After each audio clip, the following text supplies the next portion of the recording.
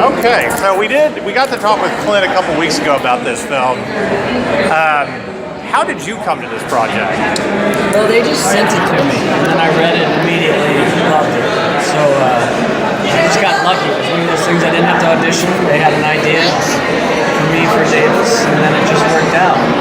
Really good writing, great directors, great groups. Now, tell us a little bit about your character in the film. You're the young guy that's inexperienced, right? Yes, Okay. he's the newbie. The newbie. And his name is Benjamin Davis, Border Patrol agent. He's trying to. I have a brother who's in the military, and obviously those guys take an oath to protect people above themselves. And sometimes your life is at risk. Right. Sometimes your family's life is at risk, and you have to leave around 6 o'clock and try to have a normal life when you've been carrying a shotgun around all day. So a lot of things come with that, and Davis is faced with the decision of his family, who he knows, Right. continuing his oath.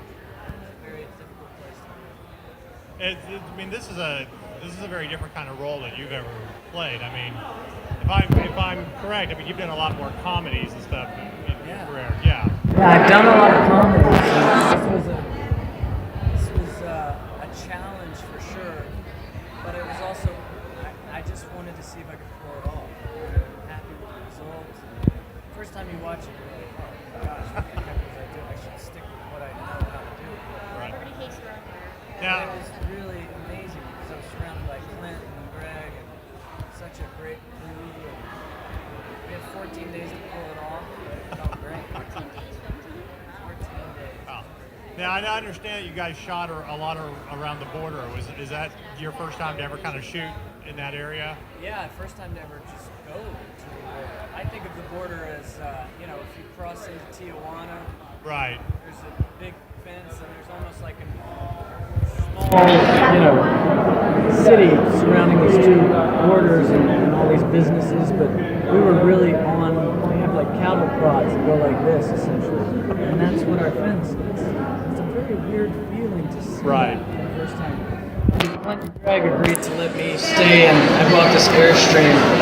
Didn't have running water or bathroom or anything like that, but I stayed like I'd throw a stone and see the border. But it was a really incredible experience. But the first night was very dark. You look up and you see the stars, and there's definitely a bunch of steel in between you and the people, but you're all looking at the same thing. It was a really nice experience Right. to be that close to it. So after this experience, knowing that you can pull it off now, I mean, are you going to be drawn more to more dramatic roles? I'm just drawn to whatever I read that I like. I mean, I just got my first audition that I loved of the year. I mean, it's hard to find stuff like this where you immediately know what you might be to do with it. And I don't know where that comes from, but me and Ethan Hawke and Paul Giamatti did Phenom, and we were just in Tribeca like 48 hours ago talking about this. And there's these odd moments, and they have it too, these other actors, these great actors, where they have no idea what to do with the character. So you're always looking for something where you've got to, you have an angle in, where you feel like you might do justice by it. Right.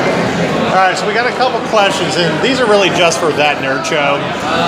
The first one I want to ask is, I know you were in the to-do list, which we actually did a screening a couple years ago, and actually being in high school at the time that movie is set kind of brought some nostalgia for me. But they play a lot of 90s music in there. Did you guys get to listen to a lot of 90s music doing that film?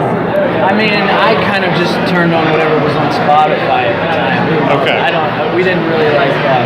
One thing we did do to get into that time period was I was in school in the 90s. I wasn't in high school. I was 12 or 11 when that was all going on. The director, Maggie Carey, gave us her yearbooks. Oh, okay. And we got to read all the comments, see all the pictures. Yeah, all the slang. And there's a really nice in through yearbooks. Like you can see an entire generation. Right. That's the best prep I had. Oh, okay. And the last one, again, really for That Nerd Show. As an actor, would you want to be in Star Trek or Star Wars? I'd take either.